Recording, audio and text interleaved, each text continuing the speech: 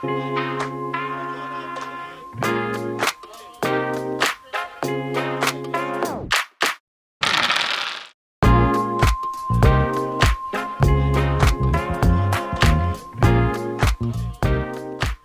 I'm Josh. I'm Josh. And I'm not Josh, but together we are Joshing around in air. Hello, gents. Good to see you. That was a pause. It was a pause. Do you know what it's because I was looking at the waveforms on my laptop and I thought, oh, that's a bit low. Should I stop the recording and readjust my gain? But then I remembered that this doesn't, this is, you guys have dynamic mics. This is a large diaphragm condenser. So if I suddenly talk like that, it gets really loud on the waveform. If you're a new listener, I apologise. This isn't our usual form of content. No, I feel like it's on track, blabbing on about something they don't care about. It's all to do with Conquest. Yeah, I feel like we get off track a bit. Yeah, apologies. Right, Sam, can you enlighten us as to what we're drinking? Or crack, Sam, why don't you crack one open? And then do what you want. Do what you want. I think we should try and crack them in sync.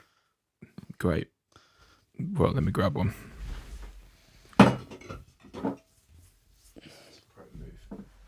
Okay, are we counting down or are we just cracking and hoping for the best? No. You can't count down. You've just got to be in sync. Yeah, eyes closed. I wasn't too far. Not far off. There we go. Right, I'm going to look at this. Josh, why don't you tell us what we're drinking? We're channeling our inner student and we're drinking some Stoford Press. Yeah, we actually just had some wonderful conversations about our student lives. Yeah. This feels like kind of a third-year student drink. You've upgraded from Magners. You're trying to feel a bit more of an adult, but you're still drinking a sweet cider. Bit of Stoford Press, Western Stoford Press, lovely. I have drunk very few ciders in my life. I had some White Lightning when I was 16, 17 and thought, oh, that's quite nice. I like apple juice. Yep. And then I tried some more another day and thought, no, actually, I don't like that. I think that it tastes like sick. And I found it quite difficult to break out of that. And so I just generally don't drink cider now. Unless it's a super sweet one, like a red berry cider or something like that. Which just tastes like Ribena. Yeah. Pear and strawberry. I remember I went through a long strongbow phase, and I think after a few parties, when I was like kind of 18, 19, I think I had lost the taste for strongbow dark fruit because it smelt like I was going to throw up. That's what it smelled like. Yeah. Ours was Crofters. When we turned 18, Crofters, you could buy a 2-litre bottle for £2. Ooh. And so that was it, Good Friday evening, get a couple of bottles each, and you're good to go. That's interesting, isn't it? Where did you... Oh, it was in Ruislip, weren't it? No, it would have been Kneeling. Oh, okay. Yeah. Fair enough. Sorry. I was in Rotherham at that time, and the cheap drink that everybody got was Lambrini. Oh.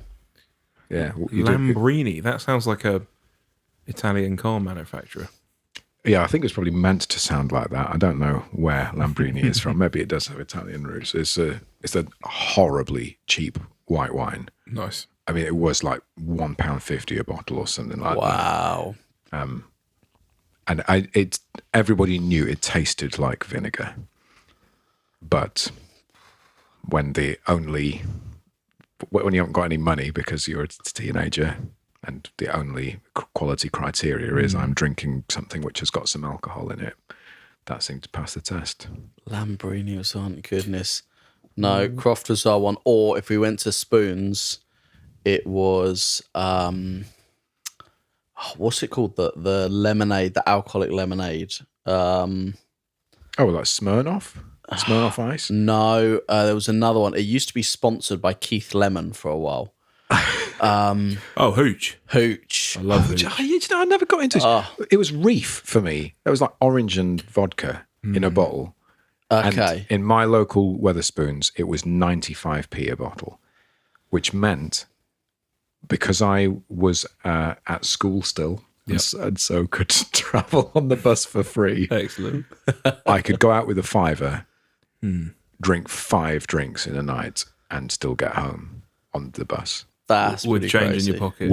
With 5 pence change in my pocket, which I would then put towards a Boots meal deal the next day.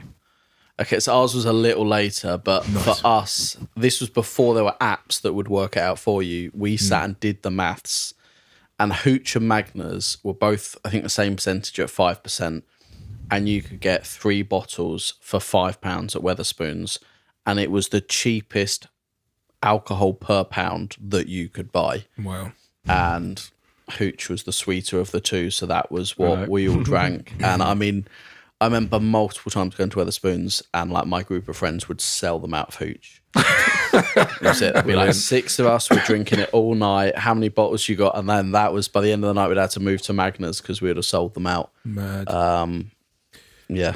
I just did some research. So Lambrini, according to Gemini, is the UK's leading brand of light sparkling perry, otherwise known as pear cider, and fruity lower ABV sparkling wines.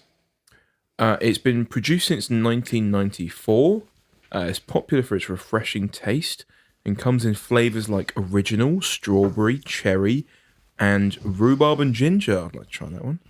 It's typically served chilled, often in cocktails or as a spritzer. Where do you think this wonderful drink is produced? Bearing in mind it's called Lambrini, which is obviously sounds very Italian. I think it's going to be like Glasgow. Glasgow, okay, you got to vote for Glasgow. Sam, what are you thinking? I don't know. Amsterdam. Liverpool. I knew it was somewhere up north. Yep. So it's a scouse. So every time you hear the word Lambrini, it should actually be Lambrini. Yeah, and if you had said that word in that accent without all of the story around it, I don't know how long it would have taken me to guess that you were trying to say it. I feel like you had to know it was from the UK though, because no one Liverpool. in Europe would do that to alcohol. Like they respect wine in European countries. We There's don't no respect anything. Not even ourselves. This is so weird. That's not what I'm getting myself confused. I in my head, I'm just getting too old. My memory is just gone. In my head, we used to drink Lambrini because it was white wine and Lambrusco because it was red wine. Fancy. And so in my head, those 2 things were connected. But now you just told me that Lambrini is like a pear cider. Yeah, it's a perry, yeah. Well, Lambrusco actually is a set of wines that are quite cheap. I mean, nothing's going to be £1.50 anymore, is it? It's not the cheapest. Oh no, here we go. What it actually says is the UK's leading brand of light sparkling perry, and it's also the UK's leading brand of fruity lower ABV sparkling wines. Oh, so it obviously produces both of those things, so it is still a wine. Oh, okay. Great.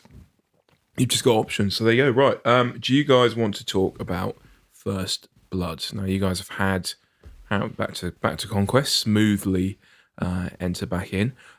Before we do that, though, we've actually got a listener question, haven't we, Sam? Which is somewhat connected, yeah. Why don't you read us out that? So this has come in from Shamari on the London WhatsApp group, but you can also reach us at joshingaroundinair@gmail.com. EIYHO, which I can only assume stands for If You Hate Old Dominion. Who is the best faction in First Blood 3.0? Weaver Courts. I don't know. I've never played it. Well, right now there's actually, although I think there's rules for every faction, if you go to download the PDFs, there's only 4 factions that actually have a rules PDF, and the other ones say coming soon. So maybe to make mine and Sam's job easier, we will leave it to the 4 that there are. I'm going to call it official released rules for, which is Spires, 100 Kingdoms, Dweg, and Nords. Oh, no, not city states. Not city Oh, states, right. no. Oh, so you were cheating then. So that's what we're taking. And considering how many rules both of us played wrong, I don't think we can throw out any accusations of we cheating. will get to that, I'm sure, yeah. But I think we had a great time, didn't we? I was genuinely saying before we recorded this podcast, and it might just be because it's new and fresh, I've spent more time this week thinking about my next First Blood game than my next Last Argument of Kings game. I had a really fun time with it. It was really cool getting 3D terrain out. I think we'll touch on it's still in its kind of alpha phase. Like there's definitely, it's not quite polished yet, but I think we both had loads of fun doing it, and it was it was really, really enjoyable. Yeah. I mean, I've only played Spires, and so I suppose my default is Spires is what I want the answer to be. Yeah. And yet, when we lined our armies up and I put my carefully constructed army out, and then you brought out your Nords, which felt like you outnumbered me and outsized me, it didn't feel great. However, we did come across, a little glitch in the rules because you can move. There's this rule in the Spires that whenever you draw the card, you roll a die, and if the number that you roll is less than the number of wounds that card has experienced in total, sort of, so it's a bit more than that, but let's just say that's what it is, then you can bring a model back or heal a wound. So with Force-Grown Drones, all you need to do is run loads of Force-Grown Drones, and you're going to quite quickly get to 6, and so you're going to be pretty confident you're going to get one back every turn. Yeah. But because they act separately, every model, you could basically, in your first turn, hide a Force-Grown Drone in the corner of the map, send all of the rest into one different location, and then always heal them back into this back corner, which means that when all of your Force-Grown Drones have died, you've now got a second unit, and so you just send all of them, leaving one behind, and then keep healing back into this corner. Wow. So you've got this little machine of, regenerating Force-Grown Drones. That's actually pretty cool. And It's everything pretty else. cool, but if you face Force-Grown Drones, you'll realise it's not as scary as it sounds. But now we've learned how to do clashes.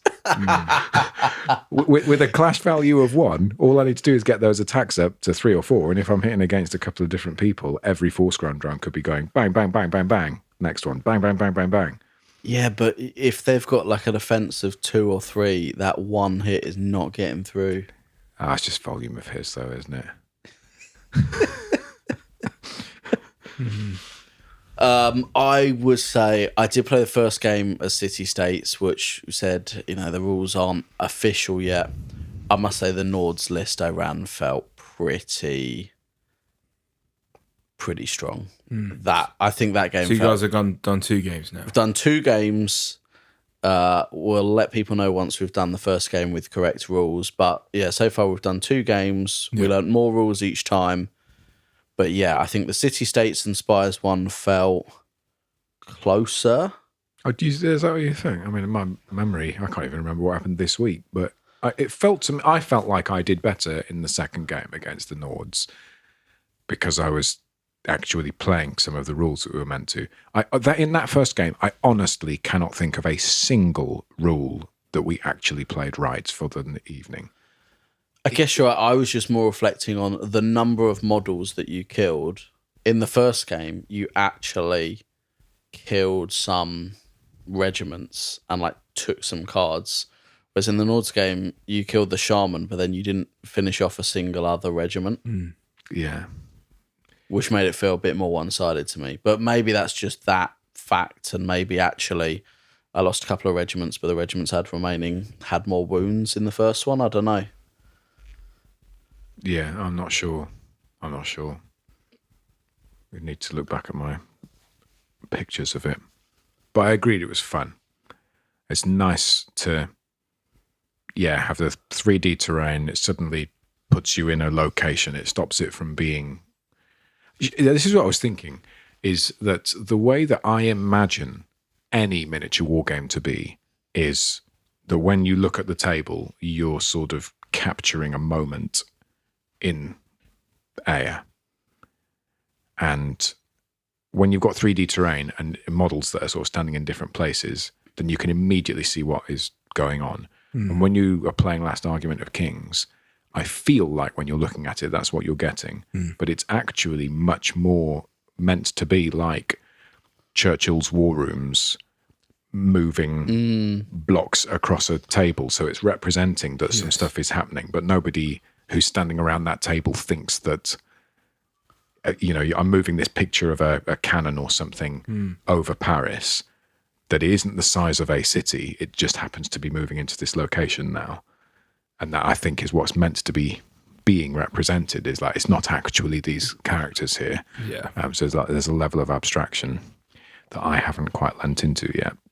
So I definitely felt like it's much easier to get into the storytelling side of things. Even some of the things that you were doing, like with the Nord Jotnar, like your boulder toss, you just immediately know, this is what's happening. I'm throwing a rock and it's hit this guy, and the guy has been knocked over, sort of thing. That's you could do like a sweep, and you can imagine, because he's holding that big branch, and he's like in the motion of swinging it. Well, one of the moves was like sweeping blow, and so everyone who's in basically kind of touching or in combat range with them, you swing across, you hit all of them, and all of them take hits, and then all of them are knocked back like 2.5 inches. And so you really can imagine someone just swinging this tree around and it knocking everyone back. Yeah. So yeah, I think it was lots of fun ones. So I mean, I guess we've only played 2, so I would argue so far out of the 2 armies we've played, I felt like Nord's felt stronger. yeah. So far, I guess we'd answer Nords to the listener's question, but so many rules to learn and so many different interactions. I thought the heroes thing was really cool as well. So characters and heroes each turn, you got to kind of choose little buffs that would affect the models around them. That felt like another kind of cool thematic thing of, you had these characters that felt like they made like quite big impacts to the game. Yeah, I really want to play it again. I really do. I'm looking forward to it a lot next game. Yeah, but the rules, it's not with the old version of First Blood, it felt like it was basically Last Argument of Kings with a couple of little tweaks to make it work with individual models. And this feels like it has been rethought from the ground up, which makes it more appropriate, I think, but also brings a level of complexity because the rules are quite unfamiliar.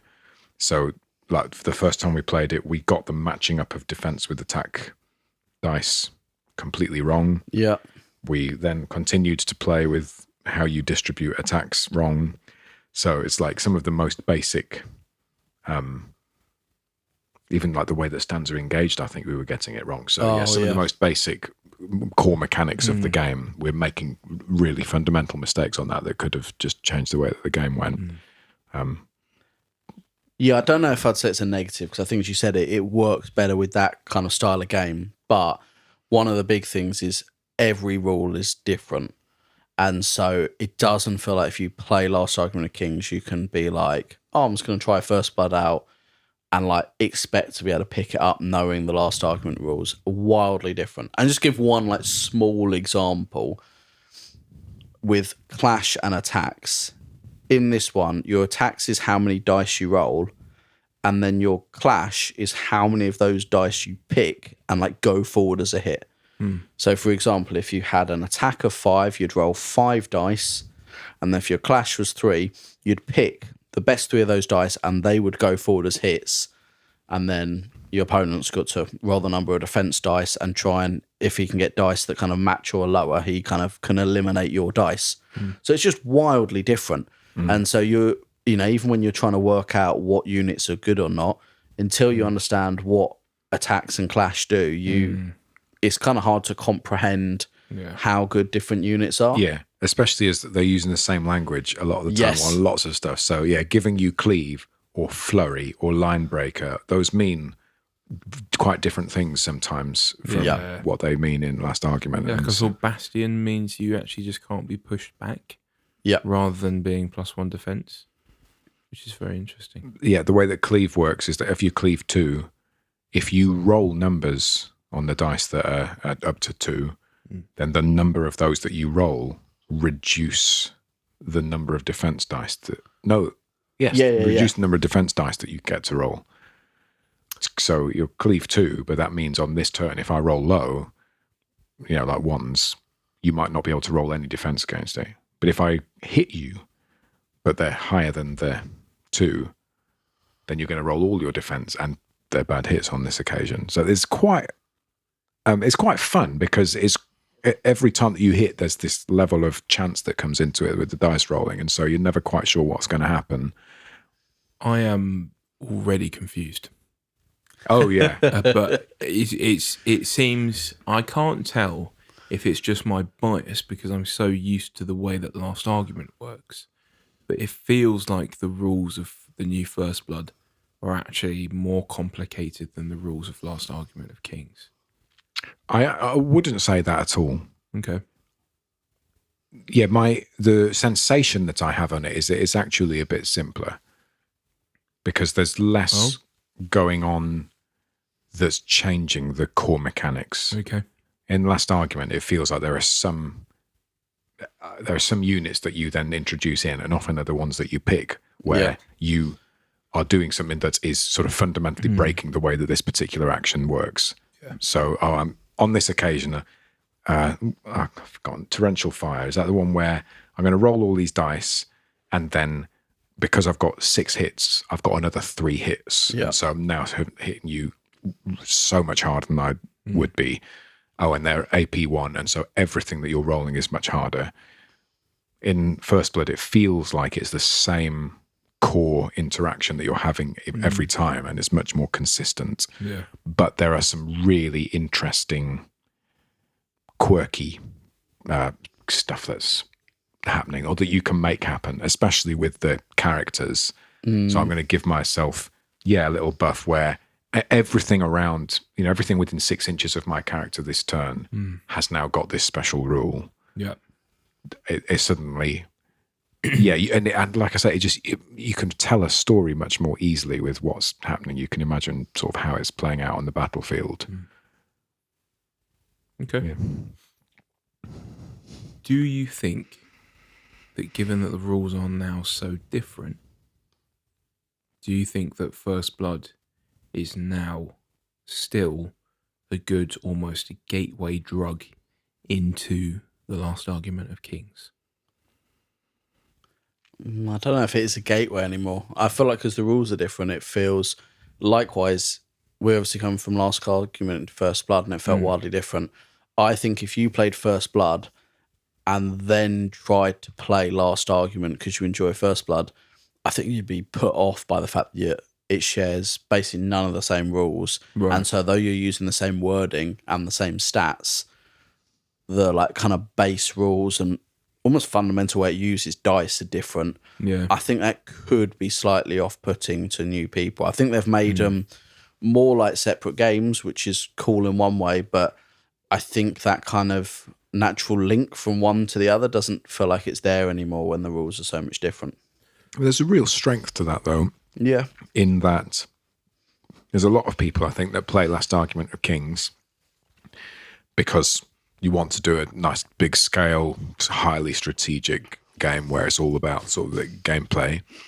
And then there are other times when you just don't want to be carrying that level of strategy in your head, and it's a Friday night with a couple of beers, and what you want is just a silly skirmish game. And so, some Necromunda or some other game that's a little bit smaller scale and a little bit lighter, Blood Bowl or something like that, is going to feel a little bit more fun. And First Blood means that you don't need to be collecting thousands of pounds worth of models. You've got the same models, but now you just playing a small scale version of it, which now feels like it's actually kind of designed as a small scale game. Yeah, and I think before it felt like a lot of the rules worked better for the larger scale. So having completely separate rules for the smaller scale feels more appropriate. And I must say, for us, we love playing on a Friday with a couple of beers and having a bit of a laugh and a catch up about a week. And often our problem is when we play the Last Argument of Kings, we frequently have to call it, or we start at 8 and we're still playing past midnight. Too sweaty. So when you're in a tournament, you're not having a drink, you're not catching up, you're not being friendly. Well, you're being friendly, but not in the same way as mates Apparently catching not in up. Josh's games. He's just regularly berating his opponents. Cool, you're really going to make that move? T.O. Is this your first game? Or But yeah, so it felt like when we played this one, I mean, it's supposed to be 45 minutes. It still took us 2 hours at least. Yeah. But like, it felt like it was a more casual Friday night. You're having a beer, being a bit more chill, catching up on your week and playing a game at the same time. And I felt like it could finish in a reasonable time without having to like really intentional do all your plays, which I feel like, most people, I think, listen to this. If you've gone to a tournament, you would have experienced like really thinking and trying to play as fast as you can and still running out of time in 2.5 hours. So without that kind of pressure of a tournament, a game can very easily go on far longer. So just chatting about random stuff and showing each other our models, it just takes up time, doesn't it? yeah. And I also think for those who are a bit daunted by painting the number of minis, I'll send this to Sam. I could get behind painting a First Blood army. Yeah. Even if you do more points, and we only played at 1,000 points. Yeah. But I think even if you played at 1,500 or 2,000 points in there, because like one model is worth, I think, some of mine are 100, worth 200, yeah. Yeah, so big guys worth 100, 200. Even some of the small guys, like an individual, I think Huskar was worth like 35 points, whereas typically a whole stand's worth 40. So even if you played at 2,000 points, you're at far less models and, you're going to be able to paint 10, 20 models and put quite a bit of time in, do some finishing details. When you're running, a block of 6, if you're, especially being a City States player, it's quite common with hoplites. Yeah. To paint 24 hoplites is a bit soul crushing, and it's just one of your regiments. It's a few hundred points of your list. So I think definitely First Blood feels a bit more, if you want like a little, really put your time in, do 20 models really nicely, a First Blood army like works really well for that. Yeah. I can imagine. Yeah, I mean, that to me is immediately more attractive because I think I spend so long on my models. I'm willing to put the time in, but just like, even at the moment, I'm painting some militia. There's 6 of them, 6 stands of them. And my goodness, just to paint like 4 of them, it's just like hours of work. Like to the standard I want. Yeah. And I think I've trying to, and I've done that with my, I've got some lost and found and a lost ancestor I need to do for a Goonhammer article actually, but I've painted them finally. But even there, I tried to like do some slap chop, tried to like use like some contrast paints, but even then I'm just like, I'm actually taking up the same amount of time than if I just use my normal painting scheme. So I'm like, so I think I'm not willing to budge on my, like the quality I want. And so for me, the idea of painting up a First Blood army seems more appealing because I can paint it to the quality I want. To then put on the table and go, look at this. And also, not have it take up my entire life for months at a time. Do you know what I mean? I'm just, one thing I will say, I haven't played it as you guys have, but what I do like is, I'm pretty sure they had this before, but they have this kind of normal and injured profile for any kind of bigger guys. Yeah. So I'm just looking at the Archangel here. It's really interesting. So she's, March 7, volley 1, clash 5, attack 6, wounds 5, resolve 5, defense 4, evasion 2, whatever, fine. Command rate 6. So all of those rules are there. It's got cleave 3. So what happens when it goes to the injured profile, basically all of those drop down by 1.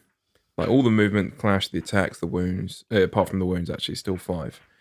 But once it loses 5 wounds, it then goes down to the injured bracket where it loses a lot of stats, but it actually goes up by 1 evasion and it gains blessed.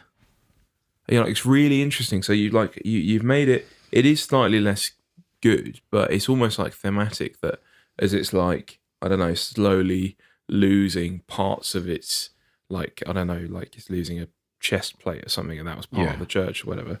I don't know, maybe it's harder to hit now because there's less of it or something. I don't know, so the evasion goes up. Yeah. Or maybe there's some like magical forces working that mean as it's about to die, it is able to be more defensive, so it gets blessed or whatever. I don't know what blessed does these days, but for first blood. But I think I like that there's that kind of bracketing thing where it like it is a debuff, but it does give you some things to trade off there. Yeah, well, I think it just comes back to this. It helps you to tell the story of what's actually happening. And, we've talked about how, a Tontor walks through a forest and leaves its toenail behind, and therefore you can't see it. Right. In First Blood, it feels like there's what you see is what you get. And so the Abomination, when that loses its wounds and so then hits into its injured profile, you then roll this dice to discover what's been going on in the dungeon that they've formed the Abomination in. And so you just roll dice. It's random. Every game you're going to have a slightly different thing where it's able to hit harder because they've sort of hidden this thing inside that is now activated, or it's going to do this extra thing, can move faster or whatever. Right. It makes it fun. Now you're sort of telling a story and there's something that's emerging through the game. I think it makes sense to me, that sort of thing would happen. Yeah, I really like. I think I can't remember which one. I'm sure one of the Jotnars for Nords. Like, I think all of them, their defense gets a bit lower, but I know one or two of them, their like number of attacks gets higher. And you have this cool thing is, as it's getting more damage, it just goes more berserk. It's gonna make itself easier to hit, but it's just throwing out more volume as it, feels itself, getting closer to death. So there's definitely some really cool things in there. The Mountain Jotnar loses one clash, but gains an attack, and it gains flurry. So flurries re-rolls sixes, right? So what that basically means is that you're going to have the number of hits you're going to get is going to reduce, but they're going to be much harder. So it's like it's as if he's like hitting more slowly, but the hits that are coming are really powerful ones. They're going to knock you off your feet. It's also going to help you more against multiple enemies where you can split your attacks up. So now that we know that's a rule. Now that we know that, Yeah, I just love this, watching our little chat that we have just blow up with all the rules that you figured out you weren't following. Yeah. It's great. It's great. Well, I guess, I don't know how we're doing, but look, to summarize, try First Blood out. I think I would encourage, give it like 2 or 3 games. Get used to it. I think it's one of those things where you play it once, it'll probably take a really long time as you keep double checking the rules. But I remember after my first game, suddenly being like, okay, now I know how some of those rules work. I'm getting ideas of how to build my next list.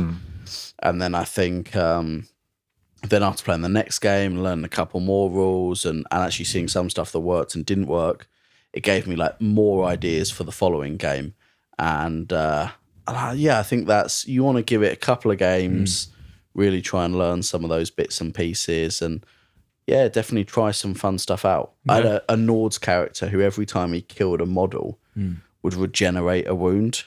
Nice. Oh, yeah. So great narrative stuff as well. Oh, it was great. Unfortunately, I spent I was really determined I was going to try and get him into the force-grown drones so that, he's going to get swarmed, he's going to take a ton of hits, and then he's just going to swipe back and kill a ton of guys. Yeah. And Sam managed to get him to, what was it? We had a duel, so 2 of our guys were just facing off. And Sam had a guy stop me from healing. So my guy who had all this healing is stuck just slashing back and forth with this other guy for 3 turns. Brilliant. Oh, yeah. I mean, this is a good example here where I declared this duel. We decided that probably... What was your character, sorry? Well, my character was a brute drone. Oh. Because this is what you can now do. So I made him a leader, which allows him to have these command abilities. Yeah. So with it, Did you give him a name? No, and I should have done. I'd like you to name that's on me. Now, just a drone. Now. Drew. Drew the drone. Drew the brute drone. Is he also the 8th biggest fan of our podcast? I hope you're the 8th biggest fan of my High Clone Executor. whose name? Bernard? Bernard, yeah. So But not the same Bernard that's from the Marksman clones, is that right? correct. Right. Yeah. Yeah. But most people prefer the Marksman, Marksman clones clone Bernard. Bernard. It's annoying because Because the High Clone Bernard, Executive Bernard. yeah. But Drew knows like the Bernard. Right. Bernard right, too. Right. But anyway, in the command phase, this brute drone declared a duel. Josh's character accepted, and so we tried to read the rules, moved it over, rolled the duel because we've done Last Argument of Kings, and that's what you do. And I can't remember what happened. Did you die? No, I killed you, but it took 3 turns. No, but on that first time, we rolled the dice, and then went back and revisited. I think I took like 2 or 3 wounds, and you took 1. Yeah, I feel like I had done quite well out of this little matchup. And then we realised that probably I shouldn't have been allowed to do it. But then we reread the rules and thought, no, I probably could do it. But the way that we would have to do it is slightly different. Would you want to do it? No, you wanted to stay there. Okay, so you're going to have to not duel me, which then makes you broken. And then that's not even how you do a duel anyway. Right. But you declare a duel and you move. And then that basically dictates what's happening the entire rest of that turn. So the whole thing is unfamiliar, but it also feels quite accessible. So it doesn't have things like in Last Argument of Kings. List building in Last Argument of Kings is actually extremely complex. Oh, yeah. Whereas in First Blood, you could just go, these are the models that I have. What do I want to run? One of them, and you just fit it in. There's no sort of legality around it. Sure, there's no restricted or... Yeah. There is. It's got that language, but it's not. It isn't the same as In practicality, you can kind of just bring what you The app makes it really nice to do because you have like your warlord at the top.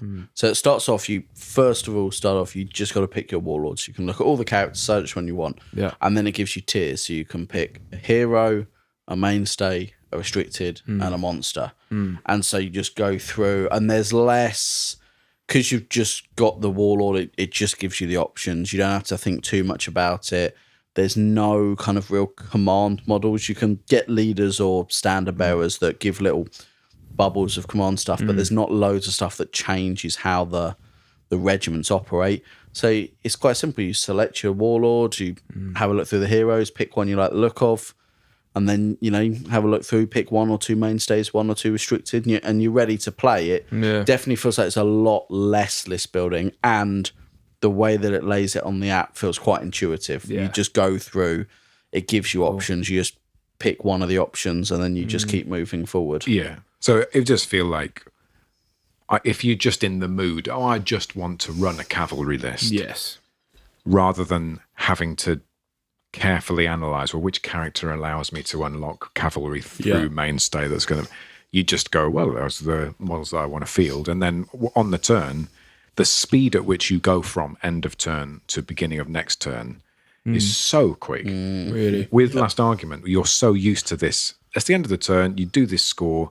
Now we pick up our cards and we take 10 minutes Yeah. Yeah. looking at the order sometimes. and, arguing about, who's going to go first. With First Blood, you roll to see who goes first and then you play. Right, and you just pick what regiments you want to go when. Yeah, so the city-states have this... have a way where you can create the command stack, which gives you an advantage, arguably. But you can choose to pack it in if you want. Yeah, Yeah. it's an option. So in that way, you just stick your cards face down so that you know what you've activated and what you haven't. But then you just play the turn and then go in the order that you want to. So it's nice. Did I tell you that it was the Mountain Yacht now? That yeah, we already did that. Great.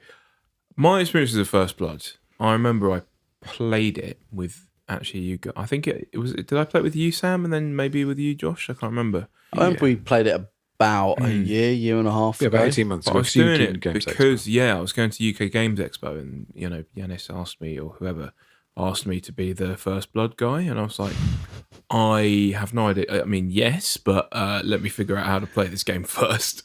So we played a few games. And I just loved the narrative thing. I thought it was so great. And after every game, you'd write out what happened in the game, and you'd use all the names. I remember I had this like war band, and there was the leader was like a you know, a noble lord called Galahad, and he was like a, I don't know, he was like a mercenary of someone, and you know, got really quite into it all. It's super nerdy. Definitely wouldn't bring up on a first date. But I really enjoyed it, and I think, oh, actually, it already feels more personal than Last Argument of Kings. Yeah, I think it's definitely worth like naming your characters. So even though, like, you know, we were saying this evening, I'm not going to name all my force-grown drones, which it feels thematically appropriate actually. But if you know, oh, well, you know, my Well, no, family. it'd be Drone 1, Drone 2, Drone 3. I'm not They're going to give her numbers, numbers. they're No, not even numbers. Yeah, it's Yeah. They're just just drone. Yeah, Drone. There were 8, They're and now all there's called 7. Drone. Yeah, but like naming your characters means that the next time that they come along, it's that same guy again. Right. You know, maybe he's partnered up with somebody else this time, but Yes. it's, you know, the story is still there. They're in the local community sort of thing. It tells itself, which is quite nice. Yes. And that story that we wrote after playing those games is in the appendix of our book. It is in our book, yes. Yes. So there you go. I remember, I think it was one of the things that inspired the idea of a book was the story writing coming from the First Blood narrative. Yeah. Yeah, that was pretty great. That'd be actually one thing, and it might make the rules too complicated, but one thing I would love was when we used to play Gorka Morka, your characters would get XP and level up, or if they got hurt, get injuries that carried on throughout the campaign. Yeah. And I remember that being a really fun thing. It would be, and I don't know if that would just be considered straight copying, but it would be cool if they could do an optional extra or something like that. Let's say you wanted to do a First Blood campaign. The idea that you had, if you won or lost a battle, it had some sort of impact on your next one. I just think it's a really cool. I think it's a really cool thing. I know I'm also quite into board games, and that's become a really big thing in board games in the last few years. So there's a board game Pandemic where you've got to try and cure a world plague.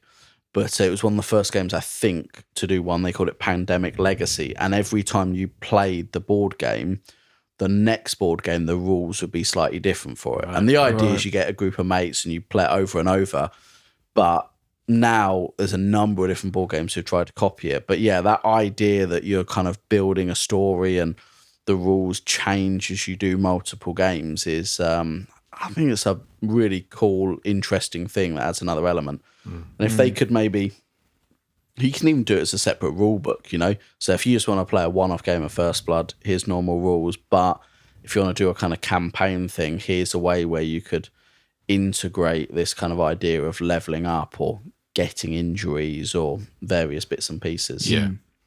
I imagine that there is something like that somewhere in the ecosystem getting developed, because the campaign packs, if you've seen those, have got like First Blood and Last Argument games that work in a sequence. But obviously they're written with such tight constraints, like it is this character against this character, and these are the things that are happening, and these are the scenarios you're playing. It would be quite nice.